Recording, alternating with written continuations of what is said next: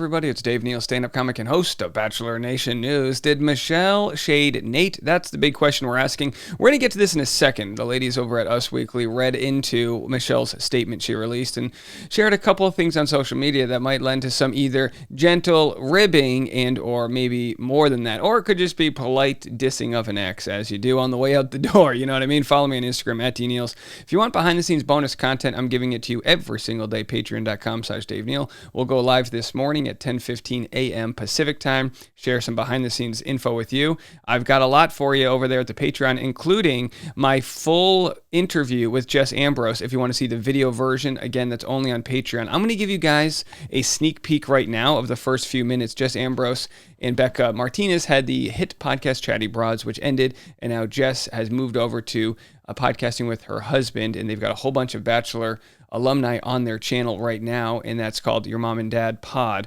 And we're going to show you just a brief clip of that, and then afterwards, we're going to get to the Michelle story. So do me a favor, watch this in the movie theater with me. I'm so excited to talk to Jess Ambrose here with the Christmas tree in the background. How you doing? Hello. Thank you so much for having me on, Dave. I know I cannot take it down. I attempted to push myself to do it yesterday, and my daughter was like devastated. She's like, please, one more week. I'm like, all right, you don't have to ask me twice. We still have unopened presents, and I think it's because my wife knows we can't take the tree down if we don't open the rest of our presents. I think that's her plan. See, I like the way she thinks. Yeah. I like the way she thinks. If you don't open them, you can't take it down. It's impossible. So speaking of Christmas gifts, you've dropped upon us a new YouTube show and podcast called Your Mom and Dad. Congratulations. Thank you so much. And again, thank you so much for having me on. I so appreciate it. Oh, of course. I mean, look, I don't know if you know this, I criticize all Bachelor podcast channels for their lack of audio and video quality. Your channel is so good. Your set design is better than it's one of the best I've ever seen. If there's an Emmy for set design. Oh my God. All right, so I went on and on because I mean it. Their new podcast is great. We're going to be featuring it in another video. You can go check out my full interview on the Patreon, patreon.com/Dave Neal, or the audio version will be available on Bachelor Rush Hour podcast today, this afternoon. So you can go check that out for free on the podcast Bachelor Rush Hour. And Katie Thurston just did an interview with their podcast, so very much looking forward to hearing how that went. They have a nice, like, that 70s show style vibe to it. This kind of like 70s, kind of like swinger vibe. I kind of like Your Mom and Dad Pod. We'll promote that again. But of course, happy to see our friend Jess doing big things out there. All right, and speaking of big things, let's hear, because this could be a big story. The Michelle Young shading Nayte. My biggest story of the year, which was fully surprised by me, was not any breaking news story, but it was actually a Michelle Young story. Also, I shared all the revenue of 2019, 2020, 2021, and 2022 of my YouTube channel. If you want to audit me, it's over there on the Patreon. You can go see all the behind the scenes. But here was this one video, Michelle Spills the Secrets, my top video of 2022. Who knew? This was just such a throwaway video. It just kind of hit right place, right time. I think people want to hear Michelle's true opinions on things because she doesn't just give it away like someone like a Demi might do, which is fine. That's Demi's character. But Michelle's kind of tight-lipped when it comes to throwing digs out there. So when she sort of like threw some shade at Brandon, people wanted to hear it, made $1,200. So that was a big story. Let's see if this story's got any meat and potatoes. Young, she took New Year as a way to reflect on the year prior, which many people do. She opened up about overcoming challenges, and she wrote on Instagram, 2022 ended a lot different than I originally pictured, but it turned out to be exactly as it was intended, and I couldn't be more thankful for all that I learned.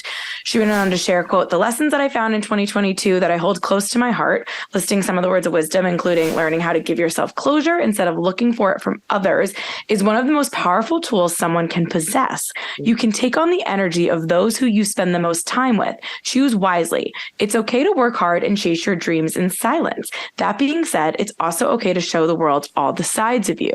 You are more than the labels on the internet or others place on you. Incredibly thankful to walk into 2023 with a clear mind, and I appreciate all who continued to support me. Now, my opinion right now, this is less about Nayte and more about her moving forward. But of course, Nayte was a big part of her story and sort of the pressures that were put on them to be a certain way and act a certain way and, dealing with public perception while they try to find out what their identity is. Love to hear it. Looks like she went through a lot this year. I mean, what's interesting about this is because she's, it's a classic like Bachelor person reflecting and saying what she's not really saying because obviously she went through this breakup with Nayte, whatever. But saying what she's not really saying, that's the key to Bachelor statements, right? But did you see a couple weeks before this, I think it was Andrew posted a video of a bunch of guys dancing. Yes. And she posted like 1, 2, 3, 5, like didn't miss or something. And Nayte was the fourth person in the video. So she goes 1, 2, 3, and 5 left, no crumbs, fire emoji. Andrew Spencer responded with the all-seeing eye. I don't know what the slang of TikTok world means. And then someone responded to Nayte and said, your girl was texting back 1, 2, 3, and 5. And he said, hey, yo. Whatever number he was, she didn't include. All right, so the question is that shade? Does this count as shade? I like a little savagery from Michelle. And so she said she likes a little savagery from Michelle. Does this count as shade? I believe so. Let's go to Urban Dictionary. Shade, because we have a lot of people in our audience that might not be young millennials or Gen Z. And you're like, I don't understand the shade. I want sunlight. Shade is a slang word acting in a casual or disrespectful manner towards someone, dissing a friend, throwing shade. So it's not exact. So yes, technically my title wasn't clickbait. Michelle did throw shade. Now, does that mean it's a bad thing? No, it's playful. It's ribbing, if you will. And I feel like this is obviously not savage. It's like a heartfelt caption. But yes. It's interesting, learning how to give yourself closure instead of looking for it from others is one of the most powerful tools someone can possess. Mm-hmm. Sounds like a mature person handling a breakup, but then threw a little shade on TikTok. So we're complex people, Wait, she doesn't know where she stands in all this. But yes, no, I mean, this was a messy split. We talked about it in our end of year show about. I'll tell you what, was it a messy split? Now, not to disagree with them. I love their opinions here, but there were some messy splits out there, right? Where people are Johnny, Victoria, people are jockeying to play the victim. Who got scorned by who's the one that got the raw deal? In the end, Nayte and Michelle it might have been messy internally, but they did a good job of not letting that spill into podcasts. And there was a few thoughts made, but all in all, they kind of kept it in-house, as they say. About how they went back and forth in public talking about it, how he said that she wasn't the same person that he fell in love with when they broke up. So things definitely got messy, and it seems that's a pretty messy line. Like they are both better off with other people, and it'll be interesting to see who they end up with this year. I mean, remember that storyline? Remember that when Nayte was seen? We had breaking news. Oh, wrong button here. We had breaking news there. Nayte was seen touching knees with Deandra. You know what I mean? It was like, good golly. 100%. Or maybe they'll be in paradise. Who knows?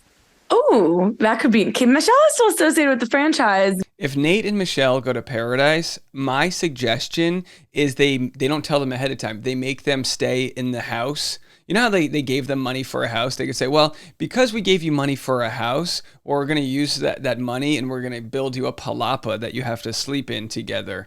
Would that be fun?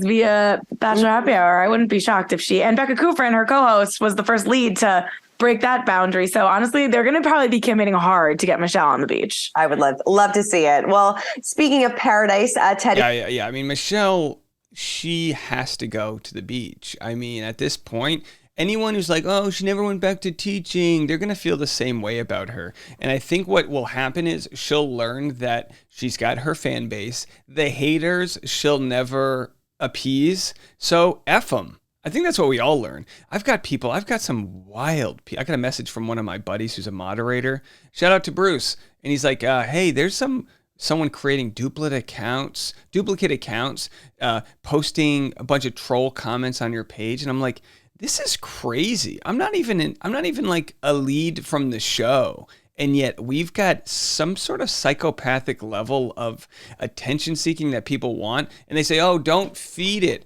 I'll feed it all day. I'm not the loser doing it. At least we get to talk about it. And, when we talk about it, it's more traffic to the channel. You know what I mean? But it's just wild what's out there. So I'm sure Michelle, like every other contestant, lead on the show, realizes they learn this. They go, okay, a subsegment of the audience, maybe less than 1%, let's say this, 10% of people that are lurking on Twitter actually use Twitter. And probably 1% of those 10%, which is what, 1/100%, whatever it is, are the ones that are hateful and trolling. So it's really only the smallest fragment of people, but yet those comments make their way to the top. So most people don't comment, most people don't post anything, but when I share something like yesterday, when I shared a rude comment that I received, so many nice people were like, oh my gosh, this is ridiculous. I never feel motivated to comment or anything, but I just had to go defend you here, because it's not about being sensitive. It's not about not being able to take a hit. It's about being like, that's not even smart. That's just hateful. There's nothing, like,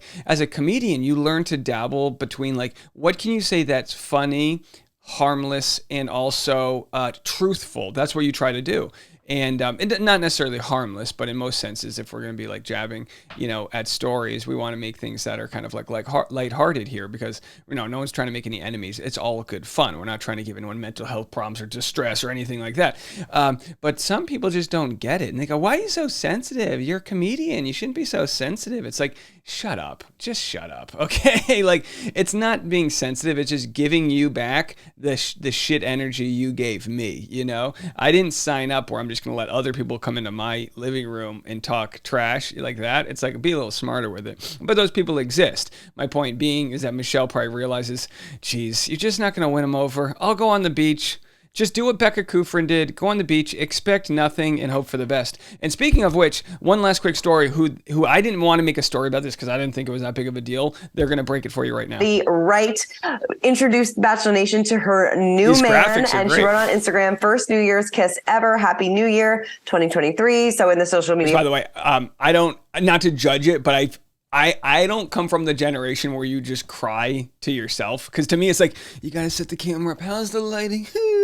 I don't know. But either way, this is a good Instagram reel. Teddy shows the range from feeling distraught to finding her man. A post, she included several adorable moments with her boyfriend. And one clip, the couple kissed together, and they posed for photos together. Very nice. Happy for Teddy. Go catch that full story on Us Weekly. They're doing the Lord's work. Great stuff over there, fellow comrades. Okay, and we got a lot of content. On the Dave Neal Show, I'm going to have a Harry and Meghan video. That's right. On the Dave Neal Show, I'm going to have that. I'm also going to be talking about it over at Bachelor Rush Hour. It appears to be a story we're going to need to start investing in because it's getting hot and heavy out there. Also, Bachelor Rush Hour, the podcast, will have the full interview with Jess Ambrose and so much more. So thank you to all the people and the 100,000+ downloads we've received over there. It's been a massive hit during the off season. I can't wait to see where it goes when the season starts back up in just 3 short weeks. All right, folks, we'll be back with more Patreon for the behind the scenes bonus content right after this at 10:15 this morning. Bye now.